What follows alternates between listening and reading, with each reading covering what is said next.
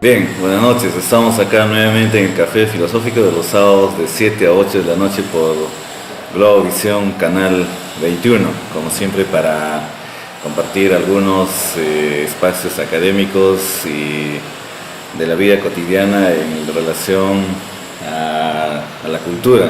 Estamos con José Peralta Pisfil, quien es doctor en educación, periodista, historiador, literato también, y actualmente es docente de la Universidad Nacional de Educación Enrique Guzmán y Valle, con quien vamos a compartir algo sobre la economía y narcotráfico. ¿Qué tal, José? Bienvenido al café.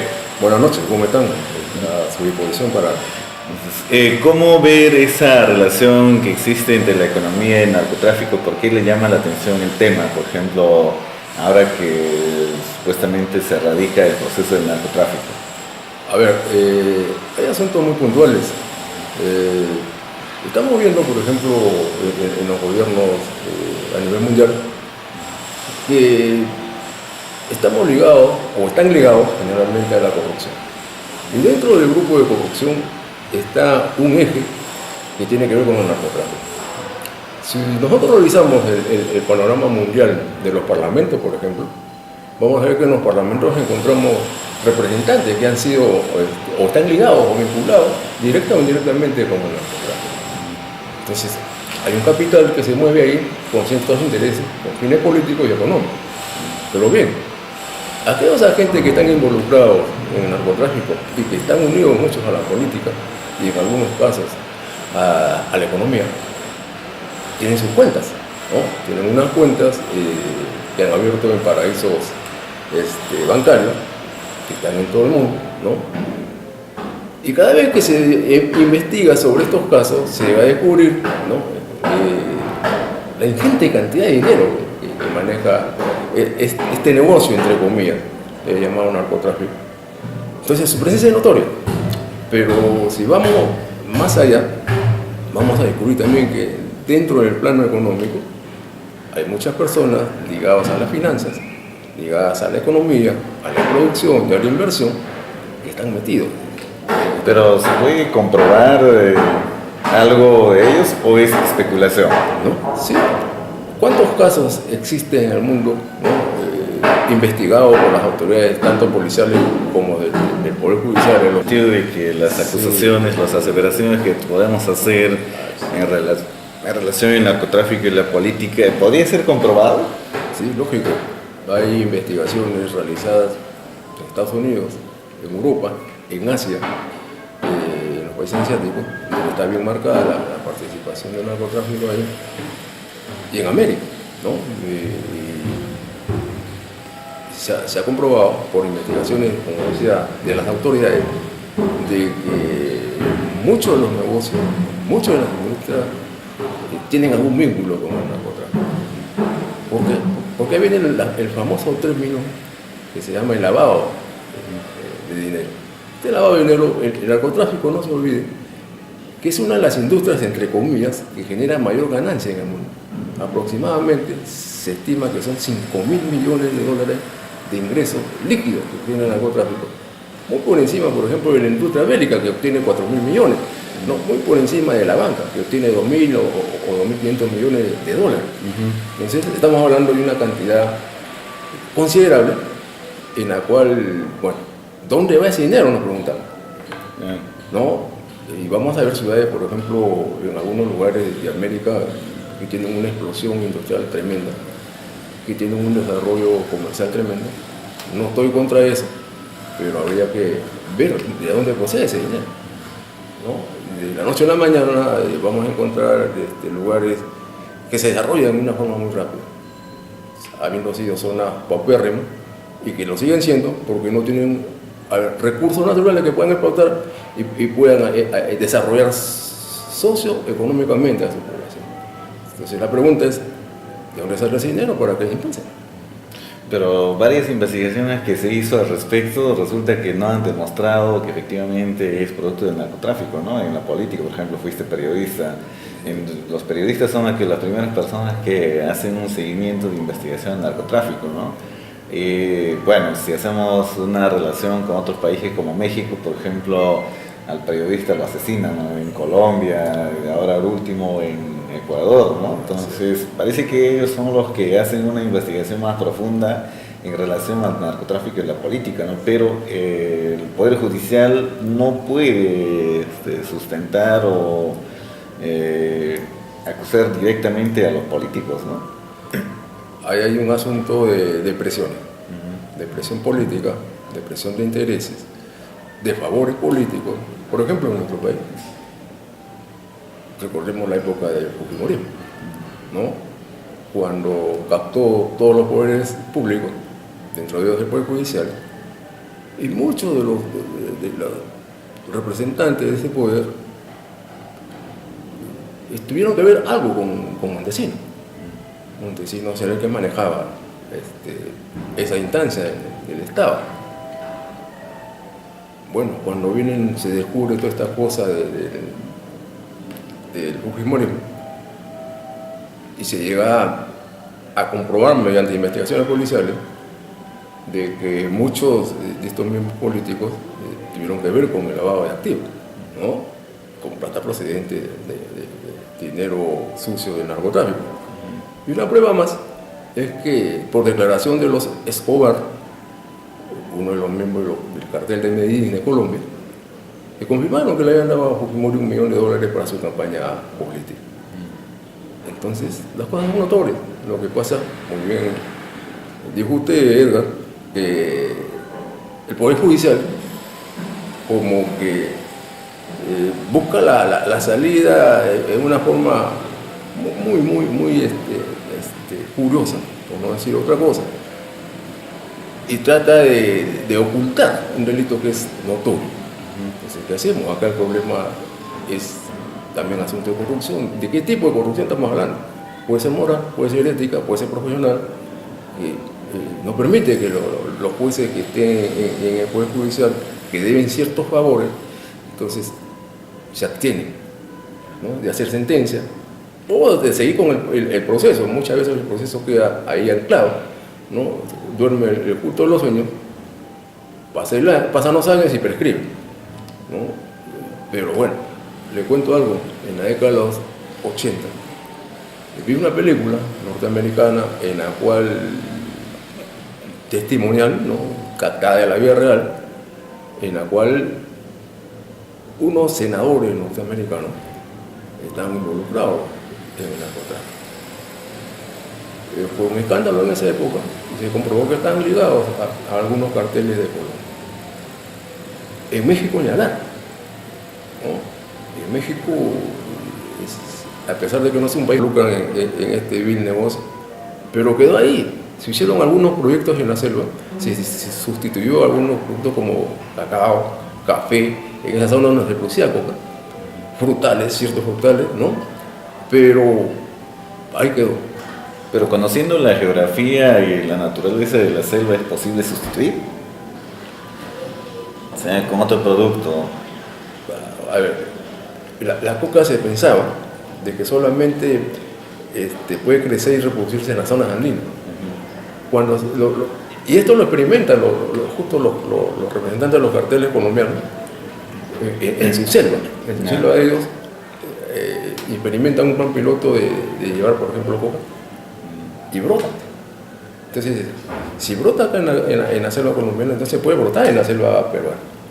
Y es así que se unen con los carteles peruanos y comienzan a sembrar coca en la selva. Hoy la coca en la selva produce 4 veces al año. Claro. Entonces, es rentable. El cacao no. Así es, ¿no? Entonces, ¿qué ha pasado? Los productores de coca de la zona andina siguen siendo paupérrimos económicamente, están desplazados, están ahí sufriendo ¿qué le puedo decir? La humillación de estos grandes carteles de coca porque le compran su producto al precio que quieren. Entonces, ¿por qué no desarrollar políticas nacionales, el gobierno que venga y haga proyectos de sustitución de sembrado de coca en las zonas andinas, donde está la población más pobre, ¿no? Porque, bueno, en la selva el trato es diferente. Entonces, preocupémonos. Una de las maneras, no de erradicar el sembrado de coca, porque además la coca no es mala. La coca es una hoja medicinal. Es una coca antiquísima, ¿no? Así es. Pues debería de ser declarado como patrimonio efectivamente, debe ser patrimonio de la humanidad, así es, ¿no? Porque no se es olvide que medicinal específicamente, ¿no? Y no solamente medicinal, sino también es una creencia ideológica para un campesino o nuestros antecesores, ¿no? Claro. Además, mire, Bolivia, ¿qué ha hecho Bolivia inteligentemente? Ha industrializado la hoja de coca. Encontramos galletas de hoja de coca, chicles de hoja de coca, gaseosas de hoja de coca, caramelos de hoja de coca. Les ha hecho un daño a la población boliviana, ¿no? Es más, Bolivia exporta grandes cantidades a Europa, sobre todo tiene su mercado cautivo que es Alemania. Los alemanes consumen muchos productos industrializados de la hoja de coca. O sea, no es una hoja natural que tenga propiedades dañinas contra el organismo, no. Lo que pasa es que cuando se produce la maceración de este producto, se va alterando pues, sus propiedades naturales, ¿no? Que son alimenticias, curativas y muchas cosas más. Entonces se tiene que alterar el ingreso asegurado. Y ojo, algo importante en esta cosa, el justiprecio. Porque también no es el asunto de que hacemos un proyecto piloto, sustituimos los productos y cuánto es el costo que debe pagarse al campesino. El problema, por ejemplo, en esta sustitución de los plantíos de hoja de coca también es el pago que se le da por los productos. Y ahí viene pues el aspecto de justicia económica. O sea, yo te voy a pagar tanto de acuerdo a lo que el mercado exige. Y listo, el campesino no trabaja alegre. A ver, si tú por hoja de coca ganas, por decir, por una arroba o un quintal de hoja de coca, por decir, 10 soles. Nosotros con el producto que vas a sustituir te vamos a dar 40 soles. Está multiplicando el ingreso. El campesino va a decir, no, está bien, va a haber una mejoría en esa economía. Pero además, en ese proceso de sustitución de hoja de coca, el Estado tiene que asumir otro rol, un rol de protección socioeconómica con el campesino, porque se va a despojar de un espacio el cual también le significa un ingreso. Entonces, por lo tanto, a ver, ¿qué puede hacer el Estado ahí? De repente, el aspecto social, ¿no? De repente, subvencionar algo mientras que dura el proceso de sustitución y se va viendo los resultados. Pero la otra parte, por ejemplo, lo que indicaba, ¿no? Si en las partes altas, altoandinas, se produce la maca. Ya, claro. Como la maca es un producto dañino que hay que sustituir con otro producto, pero es el único producto que da en abundancia en esa parte, ¿no? Es lo mismo con la coca, ¿no? Que la coca es lo que da en mayor cantidad en la parte de la selva porque su geografía, porque su temperatura, la tierra es adecuada para la coca, ¿no? Lo sustituimos con otro producto, pero ese producto no da como la coca porque su geografía es distinta, ¿no? Así es. Entonces, me parece que ahí está el problema, o no sé. No, a ver, tenemos una característica a favor, y creo que Dios ha bendecido a este país, de los indígenas. Y yo creo que el campesino se puede organizar ahí, ¿no? Se puede organizar y generar sus propias asociaciones, cooperativas, o qué tipo de grupo que se pueda conformar a fin de defender su economía, ¿no? A fin de defender su producción agrícola. Todo depende de cómo organicemos y todo depende de cómo el Estado también los asesora, cómo nos oriente. Y que, algo importante, el mismo campesino tome conciencia de su rol social y su rol económico. Claro que también vivimos en una sociedad donde el desarrollo económico se entiende de que vas a cambiar tu condición de vida, ¿no? Porque hemos pasado esa etapa de economía de supervivencia, ¿no? Porque el campesino quiere vender, ganar, tener bienes, mejorar su casa, tener una movilidad, Sí. educar a sus hijos en unas universidades privadas. Entonces, en algún momento, ¿dónde se va a medirse el desarrollo económico? No, porque antes el campesino era pues una economía de supervivencia, acá tengo y consumo, y eso era lo suficiente, ¿no? Entonces el campesino quiere vender su coca y mejorar su condición económica, va a querer construir material noble, construir el primer piso, quiere segundo, quiere otro, o sea, quiere otras necesidades, ¿no? Eso se entiende como desarrollo económico. Sí, sí, mira, en los países desarrollados, en Europa, en Estados Unidos, en ciertos sectores de Asia, a ver, el campesino no abandona su lugar, alcanza un desarrollo socioeconómico, usted me está diciendo. Entonces, ¿qué tendríamos que trabajar ahí para que el campesino, una vez que ya tiene una mejora socioeconómica, no abandone su lugar y busque la ciudad? O que no lo manda a sus hijos también. Efectivamente, ¿no? Entonces, ¿por qué no estimular ahí la identidad, por ejemplo? ¿No? La C tendría que trabajar de otra manera y que tal vez comprenda también el mismo proyecto en el aspecto ya de cosmovisión, ¿no? La cosmovisión es importante, sobre todo en el andino, hacerle ver de que ahí están sus raíces, ¿no? Esta es su tierra, este es su mundo, y que puede vivir feliz y tranquilo, desarrollándose socioeconómicamente, sin necesidad de abandonarlo, ¿no? Sin que esto signifique reprimirlo en el sentido de su libertad, ¿no? Sino que habría que trabajar un proyecto en el cual se le diga: tu lugar es excelente para vivir, tu lugar te corresponde a ti porque es tuyo. Esto históricamente te corresponde por generación de generación. O sea, ver un trabajo tan educativo en esa parte.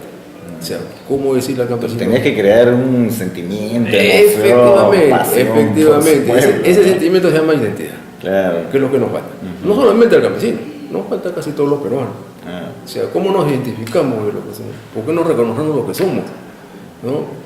Conversábamos con unos colegas ayer sobre el asunto, étnicamente, ¿cómo nos podemos identificar? Yo le decía, étnicamente no nos podemos identificar. ¿Por qué? Porque somos un crisol de etnias que nos hemos cruzado en este país, ¿no? Y todos hacemos la nacionalidad peruana. El problema es ese sentimiento, justo hablábamos, ese sentimiento de decirle: esto es tuyo, quiere, ámalo, respétalo. Haz lo que siga en el proceso histórico y que permanezca, ¿no? Y que se recuerde históricamente que este lugar, por ejemplo, mencionábamos con unos colegas, decían: este lugar, a ver, tú eres del Cusco, este lugar tiene una trayectoria y unos antecedentes históricos riquísimos que nadie los puede quitar, nadie los puede borrar. ¿Y cómo recordar eso? Simplemente con el aspecto sentimental, ¿no? Y ojo, los peruanos somos muy sentimentales y por ahí podemos, ¿no?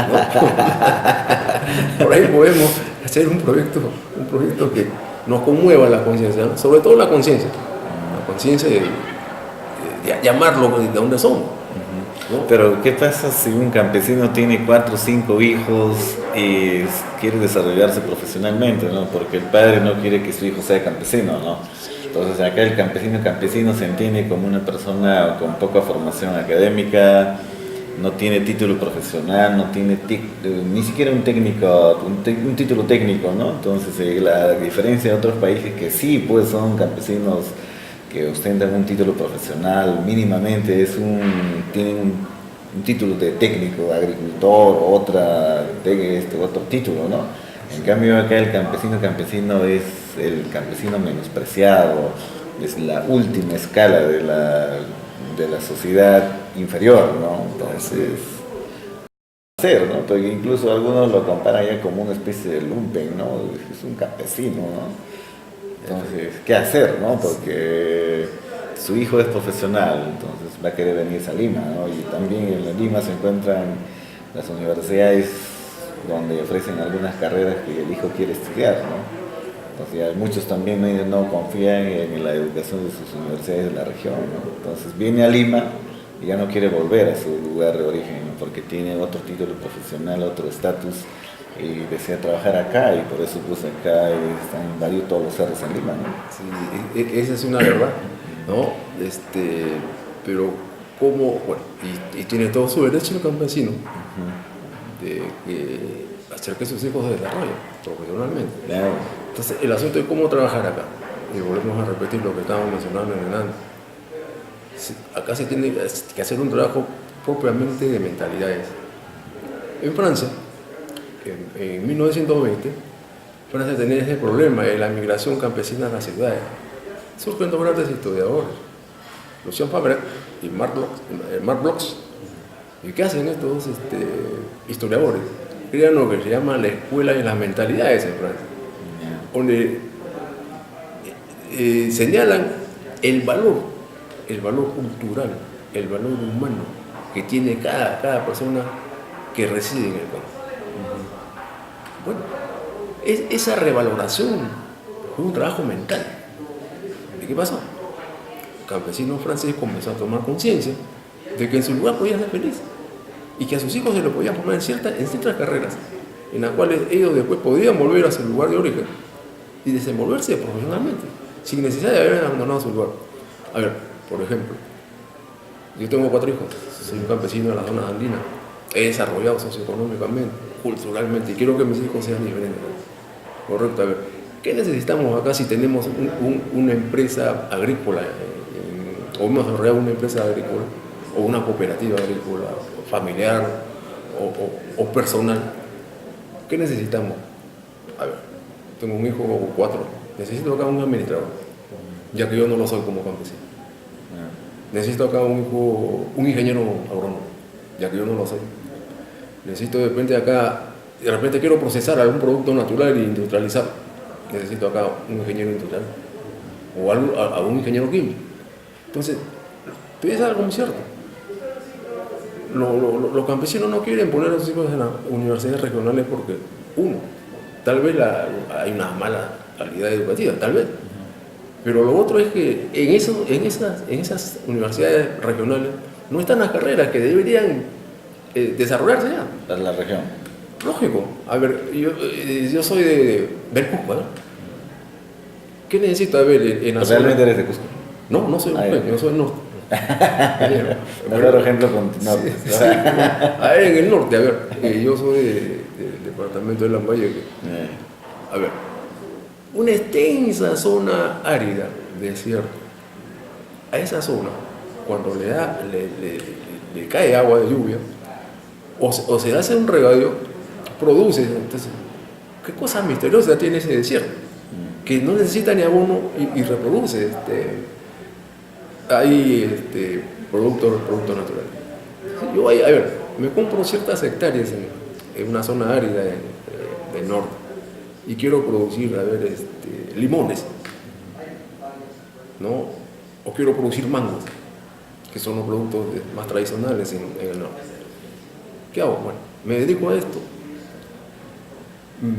Me caso, procreo, tengo mis hijos y veo, pues bueno, que mis limitaciones socioculturales, socioeducativas, socioprofesionales no me pueden llevar a poder desarrollar mejor esta zona agrícola, por ejemplo, donde he hecho siembrío de hortelano, ¿no? Con los productos que he mencionado. Entonces digo, bueno, que mi hijo se vaya a estudiar a Lima o a una universidad cercana a la región, que estudie la carrera que me va a permitir qué cosa, poder impulsar lo que yo tengo. En este caso, ¿qué necesito? Un ingeniero agrícola, ¿no? Que sepa sobre sembrío, se especialice después sobre sembrío de limón, de mango, de frutas, ¿no? ¿Qué más necesito? Bueno, necesito llevar contabilidad. Bueno, uno de mis hijos o una de mis hijas que estudie contabilidad, que no solamente se va a encargar de la contabilidad propia del fondo que sea o la pequeña parcela que tengamos, sino se va a encargar de otros temas que tengan que ver con la contabilidad, ¿no? Pago de impuestos, pago de planilla, qué sé yo. A ver, si es grande mi fondo o es una hacienda, tengo ahí trabajadores. ¿Qué necesita un trabajador? Educación, necesita alimento, necesita cuidado de salud. Uno de mis hijos o de mis hijas pues estudia medicina. No puede venir a trabajar a la zona donde nació. Sí puede.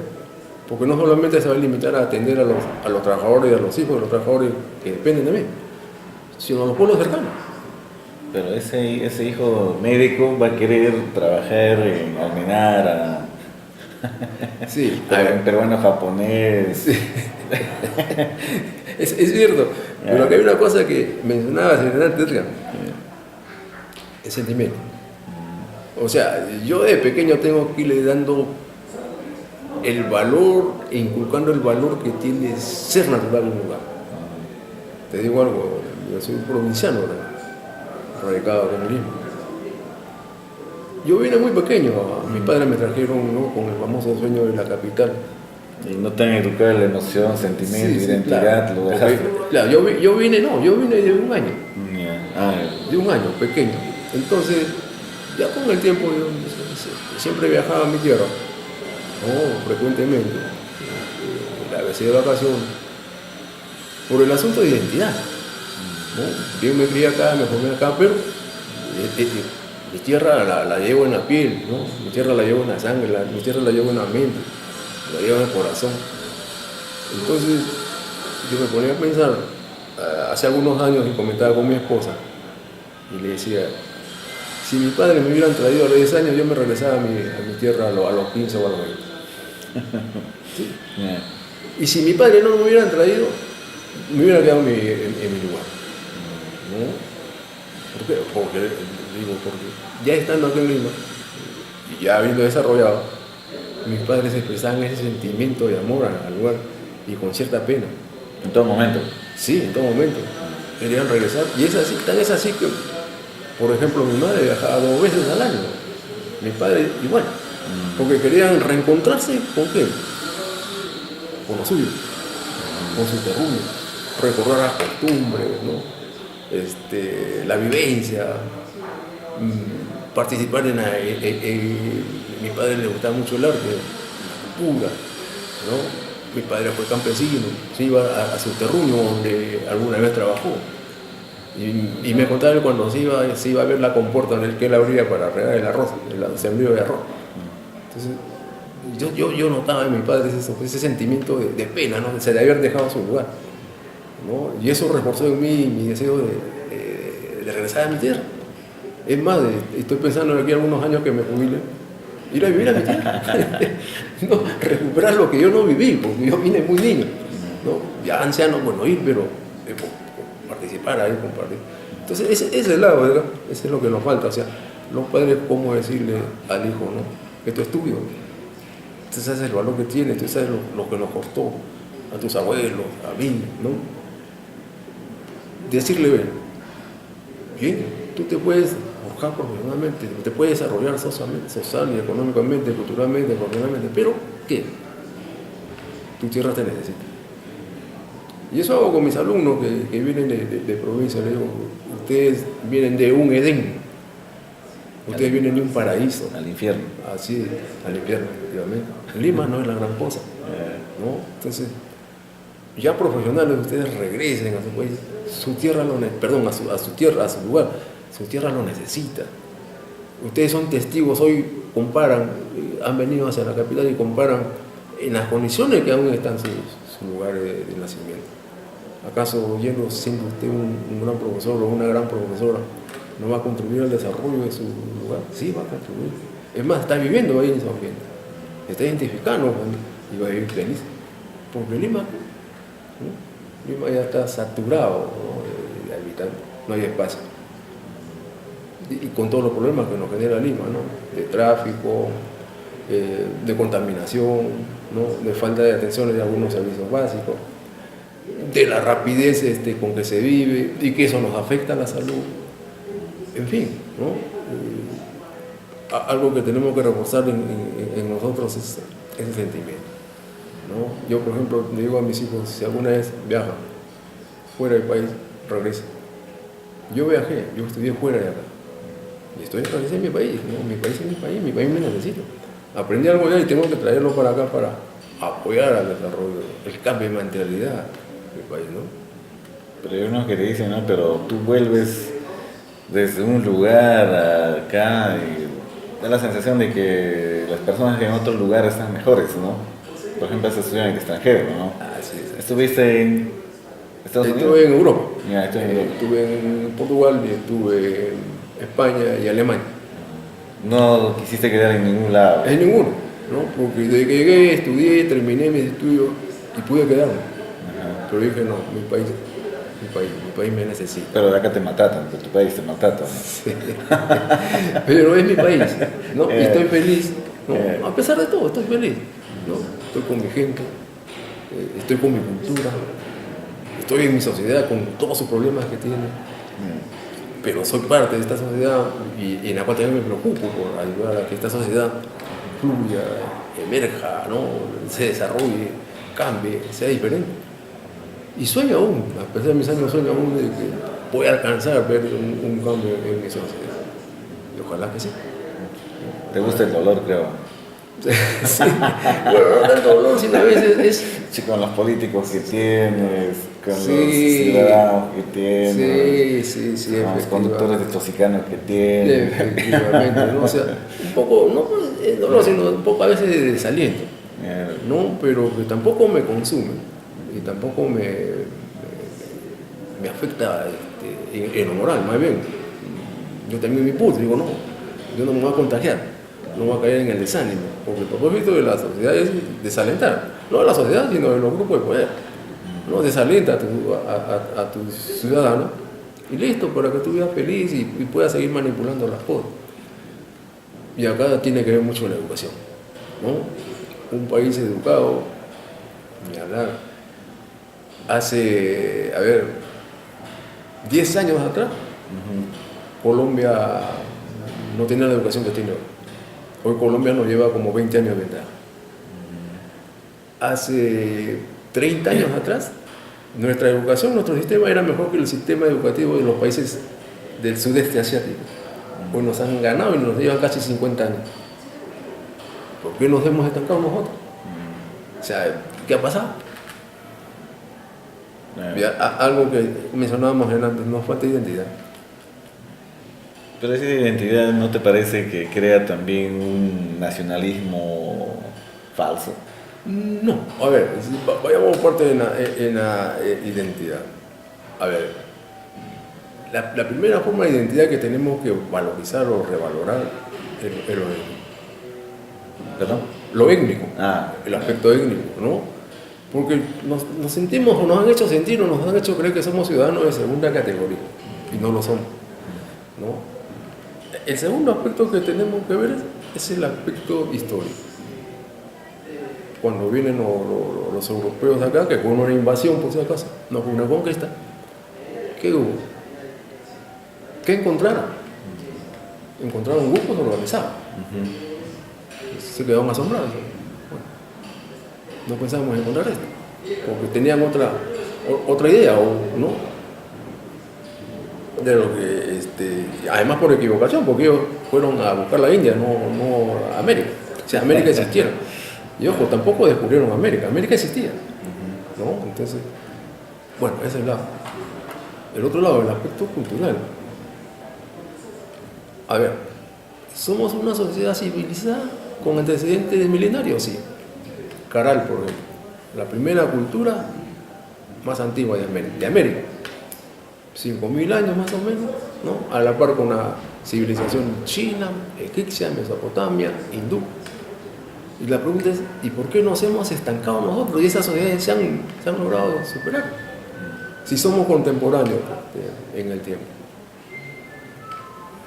Entonces tenemos, o sea, qué cosa, tratar de rescatar lo idéntico, revalorarlo y ponerlo nuevamente en eso que le llamamos, y no estamos conversando, sentimientos. Son los sentimientos que nos van a llevar a hacer sentir en nuestra piel, en nuestro corazón, en nuestra cabeza, en nuestra mente, lo que somos. ¿Qué somos? ¿Somos seres humanos? Sí. ¿Somos seres con inteligencia? ¿Somos seres con antecedentes históricos? Sí. ¿Somos seres con antecedentes culturales? Sí. ¿Somos seres con antecedentes educativos? Sí. ¿Qué nos falta? Estimular eso, ¿no? Pero lo que pasa es que cultural y históricamente, siempre, desde que vinieron los ibéricos, siempre nos han tratado de marginar, ¿no? Subyugar, cultural y mentalmente. O sea, nos han desvalorizado. Hay que revalorizar eso. Podemos hacerlo. Y la educación es un gran medio, un gran recurso, un gran instrumento para poder decirle a los peruanos lo que valemos. Pero los países europeos, Estados Unidos, ¿se desarrolla económicamente valorando su tradición? No creo. No. Ojo, Estados Unidos no tiene una cultura histórica. Claro. No lo tiene. Ajá. Lo que pasa es que ahí viene... Pero las pieles rojas. Así es, ¿no? El Es más, no se terminaron. Ajá. No se terminaron, ¿no? Y no reconocen. Aunque hoy poco a poco van ganando espacio estos grupos oriundos de Norteamérica. Pero acá viene un asunto. Ya viene el amor propio, ¿no? El amor propio, o sea, yo, que me hago frente. Estados Unidos no tiene la bondad que tenemos nosotros. Su territorio no es como uno. Pero tampoco me puedo quedar con los brazos cruzados. ¿Qué hago? Entonces ahí viene el amor propio, ¿cómo me desarrollo? Ahí viene el ingenio. Hablando de ingenio, el peruano es muy ingenioso. Exagerado. ¿Sí? El peruano es ingeniosísimo. Capaz, o sea, es imaginativo, es creador. Ese es el criollo. Sí, bueno. Entonces, ¿por qué no explotar ese lado? Eso es lo que han explotado los norteamericanos, ¿no? O sea, tomar conciencia de yo me valoro, pues no tengo nada, ¿qué hago frente a la adversidad que me brinda la naturaleza? ¿Puedo superarme? Sí. ¿Puedo lograrlo? Sí. Ya está. ¿Producto de qué? Bueno, llegaron a ser potencia un poco abusiva, pero se ha desarrollado como sociedad. ¿Y por qué no lograr nosotros que tenemos todo? Vivimos imitando, tratando de imitar o soñando llegar a Estados Unidos, ¿no? Eso. Por ejemplo, pero también es lo mismo que es en Europa, a diferencia de Japón, China, ¿no? Corea un poco, que se ha desarrollado con su propia identidad, ¿no? Pero el resto de los países han despreciado su identidad, ¿no? Especialmente los europeos, Alemania también un poco que mantienen, ¿no? Sí. Los rusos. Claro. Es una identidad por lo menos ideológica, ¿no? No conozco la realidad, cómo se vive, pero por lo menos eso es lo que manifiesta el mundo, ¿no? Los rusos, los alemanes, los franceses con la cultura, ¿no? Entonces los chinos, los chinos, Y hablar. los han invadido en el mundo con su tradición, con su cultura, la comida, ¿no? Donde vayas vas a encontrar siempre una chifa, ¿no? Claro. Entonces, así se han desarrollado, invadido el mundo, ¿ah? Sí. Pero nosotros podemos desarrollarnos, o sea, que tanto valor le damos a la comida, al peruano, pero ¿qué hay en nuestra cultura, en nuestra educación? ¿Podemos así dominar el mundo como hizo China? Claro. A ver, China, por ejemplo, más allá de reforzar su identidad, porque son además multiétnicos, ¿no?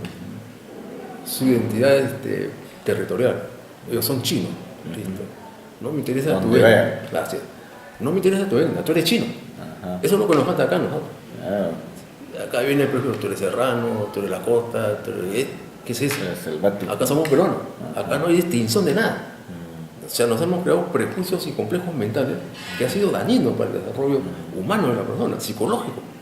Entonces, en China no. En China dicen, ustedes son chinos, se acabó.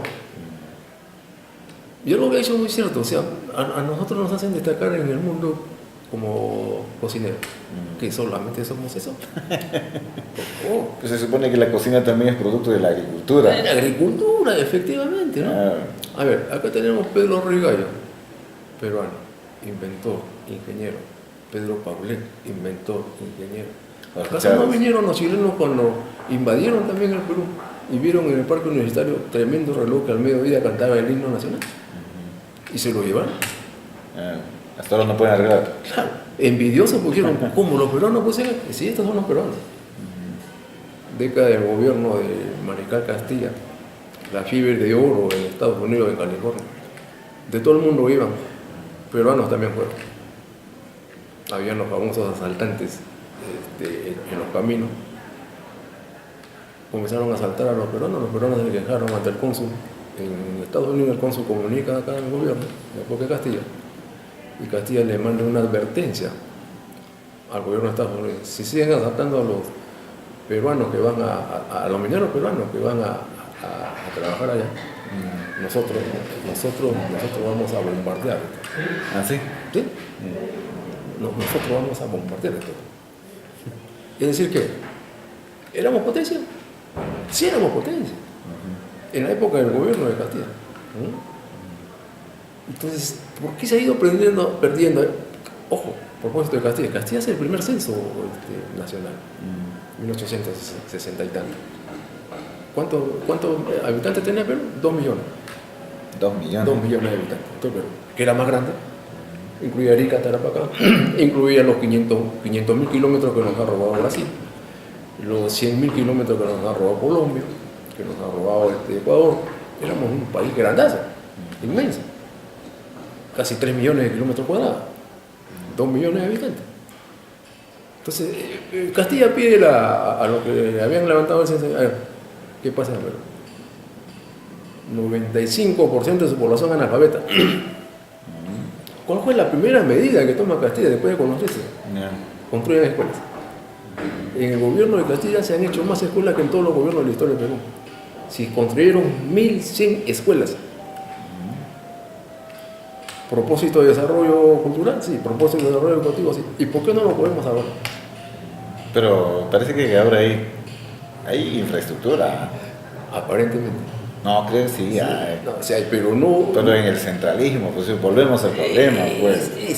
A que todos quieren estudiar en el centro. Efectivamente. Todos quieren ir a la atención al hospital del centro. No quieren una posta médica en su pueblo. No quieren escuelita en su pueblo. No quieren colegio en su pueblo. No quieren la universidad en su pueblo. Todos quieren el centro. Sí, entonces claro, no solamente Lima, sino todas las capitales regionales. Claro. Entonces, ahí viene el asunto, y volvemos a lo que estamos conversando hace unos instantes, el aspecto del sentimiento. O sea, ¿por qué no valorar ese sentimiento de amor a mi terreno? Que es todo, o sea, mi tierra es todo, mi tierra soy yo, ¿no? Porque soy ahí, o sea, soy oriundo de ahí, ahí están mis ancestros, mis orígenes, ¿no? Ahí está mi cultura, ahí está mi saber, ahí está mi inteligencia, ¿no? Ahí está todo. Entonces, ¿por qué no volver a eso que decías tú, Edgar, el sentimiento? Y ese sentimiento con cierto valor. Y no sentimentalismo, sino sentimiento. ¿No? Sentimiento. Y no con el propósito de crear un pseudo nacionalismo, no. Un nacionalismo de identidad, de verdad. De todos esos aspectos que hemos estado conversando en adelante, ¿no? Y tú conversabas hace un instante, un ejemplo es China. De otra cosa. ¿Por qué no podemos desarrollar tecnología? Lo que dices de China es interesante, ¿no? Acá dice, chino es chino, punto. Pero acá también, que tú misma has quedado, eres norteño. Sí. Eres serrano, ¿Sí? selvático, cholo, indio. Sambo, indio. Si somos eso, hermano, ¿qué cosa nos diferencia? Ninguna cosa nos diferencia. El asunto es mental, o sea, se ha creado toda esa cultura de prejuicio, de complejo y de atentar contra el propio peruano, ¿no? Menospreciar algo. ¿Por qué? ¿Acaso no tenemos antecedentes históricos de que somos civilización? Somos civilización. O sea, cuando vienen acá los españoles, en 1518, ¿qué descubren? Descubren una sociedad. Bien organizada, Sí, machista pero organizada. Así es, descubren un Estado. Porque no era imperio, era un Estado, ¿no? Porque para tener imperio, según las nociones políticas, es que hay que tener cónsules, representantes. El Inca no tenía cónsul, como si lo tuvieron los romanos. Los romanos tenían cónsules, gobernadores, entonces era un imperio. Acá le faltó eso, algo así, ¿no? Pero era un Estado poderoso, organizado, ¿no? Rico además. Pero un Estado pobre, un Estado que tenía sobreabundancia. Más bien ya cuando vienen los españoles comienzan lo que conocemos hoy, las crisis. Porque el español comienza a traer su cultura de racionalización y una mala racionalización. ¿Con un propósito qué? Con un propósito de subyugar. Entonces, ahí se comienza a crear, no había pobreza acá, no hubo pobreza. Vienen los españoles y crean esos estratos sociales. Y aparece la pobreza en primer lugar. ¿Por qué? Comienzan a marginar a los ciertos sectores, ¿no? Y sobre todo al indígena. Ojo, el indígena no vivía a más de 4.000 metros, el indígena vivía a 3.000, 3.500, 3.200. Cuando comienzan a invadirle, a quitarle ese espacio el indígena y se va a la puna, porque no quería mezclarse con estos grupos desconocidos para él. Entonces hubo una infiltración de tipo militar, administrativo, y fueron replegando. Entonces vamos a encontrar comunidades pues, a 4.000, 5.000 metros de altura, que han sabido subsistir, ¿no? Y lo más increíble es que en esa zona hay riquezas. O sea, Dios ha bendecido este país. A 5.000 metros encuentras minas. En Puno, por ejemplo, en San Antonio de Puntina, 5.000 metros encuentras oro. Un oro de mejor calidad, casi parecido al oro que producen en Sudáfrica. Entonces, ¿no? Te vas a 4.000 metros, encuentras la machua, la oca, encuentras quinoa. Claro. ¿En qué lugar? Hay lugares en el mundo que tienen la altura que tenemos en el Perú, pero no producen nada, pura nieve. Acá tenemos alimentos. Y además a los 2.000 metros, por ejemplo, en Francia es inhabitable. Ya no hay nada. Ya no hay nada, pura nieve. No hay nada. Acá no. O sea, digo, habría que hacer una reingeniería, Edgar, de tipo mental primero. Pero ¿no te parece justo, por ejemplo, ahora que vivimos en la etapa del feminismo, donde todo se condena al acoso? Podrían crear una ley donde en el Perú no se diga cholo, indio, negro, mestizo. Sería interesante, ¿no? Sí, o sea, a ver. Te digan, por ejemplo, norteño, no, a la cárcel. Pero, Serrano, a la cárcel. Selvático, a la cárcel. ¿no? Pero ahí están los etnonacionalistas, ¿no? De que yo soy serrano, yo soy norteño. Ahí viene, claro, ese es el prejuicio que ha sido que anclado de la época de la colonia. En la época del Estado Inca no había eso, no había eso. Pero vienen pues los ibéricos y comienzan a seccionar la sociedad, ¿no? Comienzan a seccionar la sociedad y ahí viene el problema, que ha seguido arrastrándose pues siglo de siglo. Y sabía lo además de la alienación que viene de afuera. Uno de los grandes factores son los enclaves pseudoculturales que le hace, por ejemplo, al peruano creer, sobre todo trabaja en el lado de la mentalidad de los jóvenes, le hacen creer que él es diferente y que lo que tiene no vale, ¿no? O sea, una pseudocultura, una falsedad ideológica. Entonces el mismo joven se desprecia y dice, no quiero ser peruano, ¿no? Cuando sería un orgullo decir soy peruano. En Europa, cuando estuve por allá, los europeos me decían, ¿cómo quisiera ser peruano? Todo lo que tienen todos ustedes. Y estoy hablando de muchísimos años atrás, casi 40 años atrás. En esa época los europeos me decían eso. Y yo decía, ¿cómo nos revaloran y nosotros no nos revaloramos? Nos autodestruimos, ¿eh? Sí. Recuerdo que un compañero de estudio de la universidad, un alemán, me dijo, tú te debes sentir orgulloso porque tienes a Machu Picchu, yo no tengo nada. ¿No? Entonces, como afuera nos ven diferentes y acá nosotros nos estamos, entre comillas, destruyendo, ¿no? Entonces, lo que tú dices es esta famosa ley, bueno, no con penalidades, sí, pero con sanciones. Debería de haber fuerte, ¿no? Que te digan, o sea, sé que es una identidad que te digan indio, ¿no? Porque nosotros somos indios, pero acá te dicen de forma despectiva, ¿no? Eres un indio inservible, ¿no? O sea, sí, es sinónimo de bruto. Sí, efectivamente. ¿Qué ha pasado con ese sustantivo? El sustantivo indio se ha adjetivizado. Entonces ahí viene lo que tú dices, pues se ha degradado el término. ¿Y indio qué significa? Lo que tú me decías. ¿Y acaso es cierto eso? No es cierto, pues. No es cierto. ¿Acaso no fueron los indios que en Edad Media salvaron a la humanidad? ¿Acaso no fue la producción peruana de papa llevada a Europa que salvó a millones de europeos en Edad Media que se morían de hambre? Después de haber pasado tantas pestes y su tierra no producía nada. ¿Acaso no nos podemos sentir orgullosos de eso? Porque incluso hay un racismo entre el negro y el indio también. Hay un racismo. El negro desprecia al indio porque el negro por lo menos era comprado. Sí, En cambio el indio no servía nada. Sí, así. Ojo, sí, es que ese prejuicio ideológico de tipo social, de tipo étnico, lo imponen los europeos, lo imponen los españoles, y se sigue arrastrando, ¿no? Por ejemplo, decía, el negro piensa hasta las 12 del día, es bruto. Y cuando uno revisa la historia, soy historiador, hice mi tesis de maestría sobre el desarrollo socioeconómico del negro liberto en Lima, 1850-1900, en San Marcos. Y comienzo a indagar, a buscar fuentes, a investigar.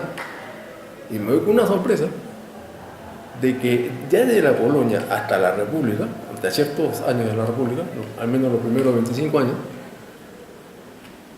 en Lima sobre todo, habían profesionales negros. ¿Y quiénes cuentan eso? Cuentan eso, o relatan eso, o testimonian eso, los viajeros europeos que vinieron en esa época a Lima. Franceses, suizos, norteamericanos, españoles mismos. Hicieron una sorpresa. Square, me acuerdo de un norteamericano, Square, un antropólogo que vino a hacer unos estudios acá, se va por el centro de Lima y comienza a ver que estaban construyendo un edificio de barrio en esa época de 3 pisos. Y ve que, bueno, los peones eran de corte indígena y el que dirigía la obra era un negro. ¡Wow! Entonces decía Square, yo me supongo que el negro era el ingeniero. Él, por curioso, uno de esos días que veía que estaban construyendo, se acerca y le preguntan a él, dice, ¿y tú qué haces? Yo soy el ingeniero. Bueno, la cosa no queda ahí. En los hospitales de Lima y en las Fuerzas Armadas, los médicos eran negros. Entonces se pregunta un francés, ahorita no recuerdo el nombre, dice, ¿y por qué los enfermeros y los médicos son negros? Y la respuesta que dan ahí era que es que los blancos, la clase de poder, no pueden mancharse ni contaminarse con los enfermos. O sea, discriminación. Claro, total, ¿no? Y prejuicio. Ajá. Y prejuicio. Entonces, el negro que se friegue. Y no era que se friegue, el negro estaba desarrollando, ¿no? Profesionalmente algo importante, que es una carrera que está ligada a la vida, la medicina. ¿No? Que ahora que todo el mundo, todas las personas quieren estudiar, ¿no? Está ahí. Entonces, dentro de eso, de este desarrollo de mi tesis, me llevó también a ir a la Universidad de San Marcos, sobre todo como había descubierto esta fuente de negros que se dedican a la medicina, la única fuente donde podíamos formarse era San Marcos. Y verdaderamente, ahí estaban los testimonios, los grados y todos los libros que habían escrito estos médicos negros. Pero ¿qué pasa? La historia oficial nos cuenta que había médicos negros. No nos cuenta. No hay héroes tampoco. No nos cuenta. Aunque en los indios, cholos, por lo menos hay héroes, pero en los negros no se le considera, a menos que sea un santo como San Martín. Claro, ¿no?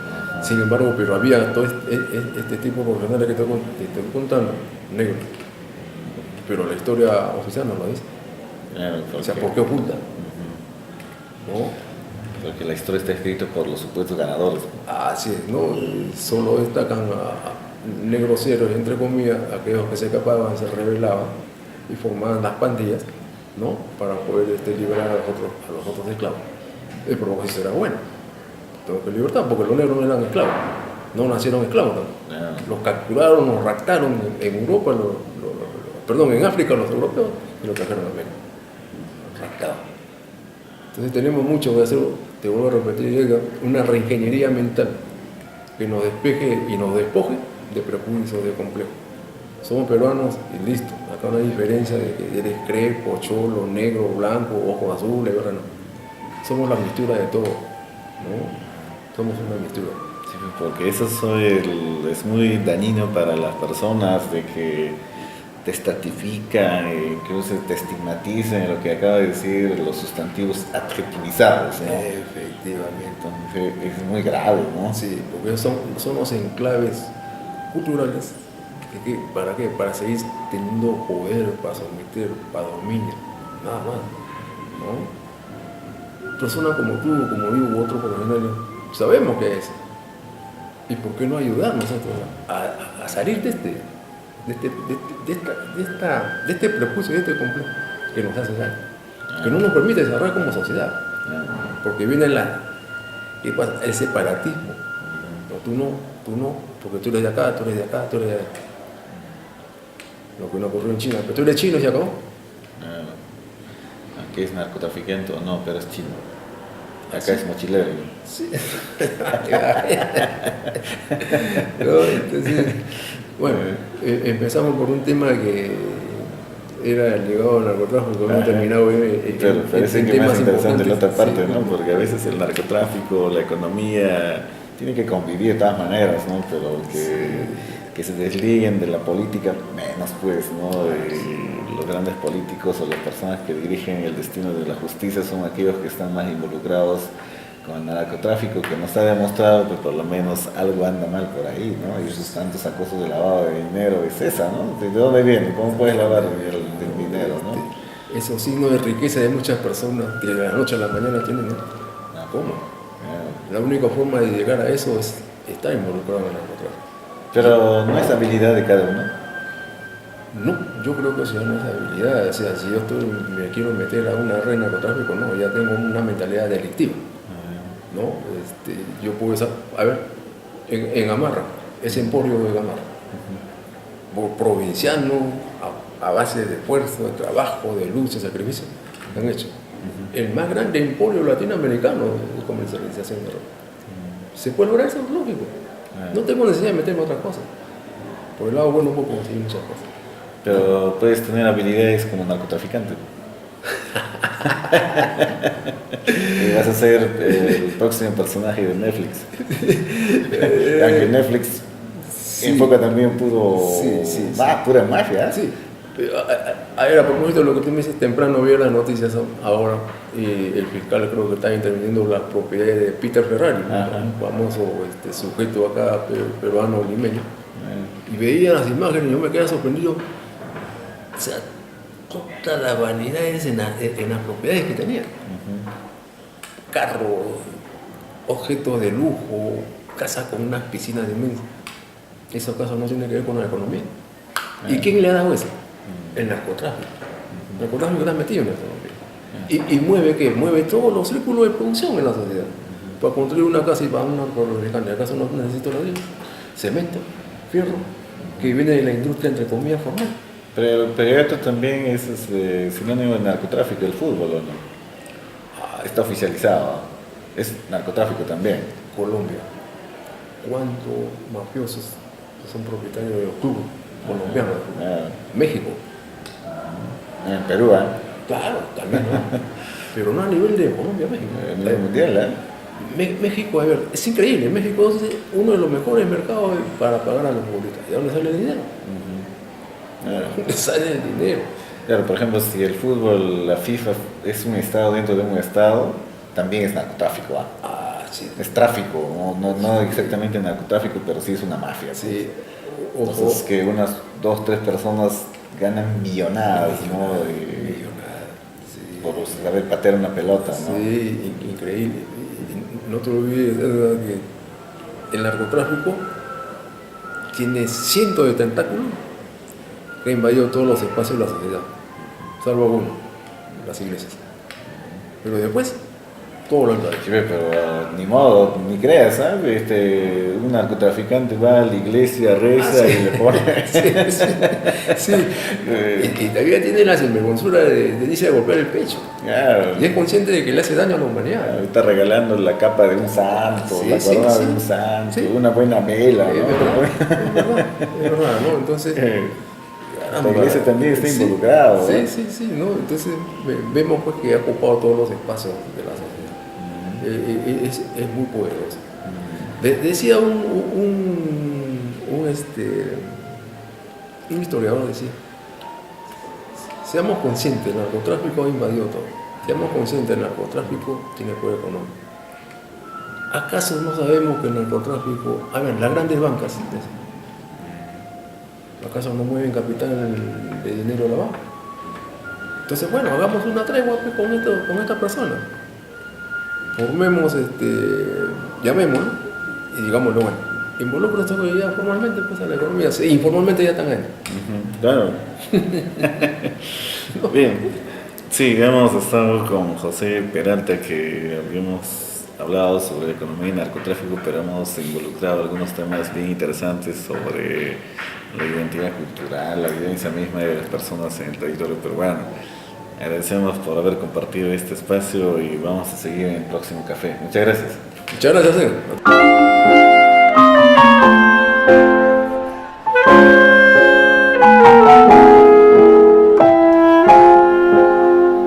Thank you.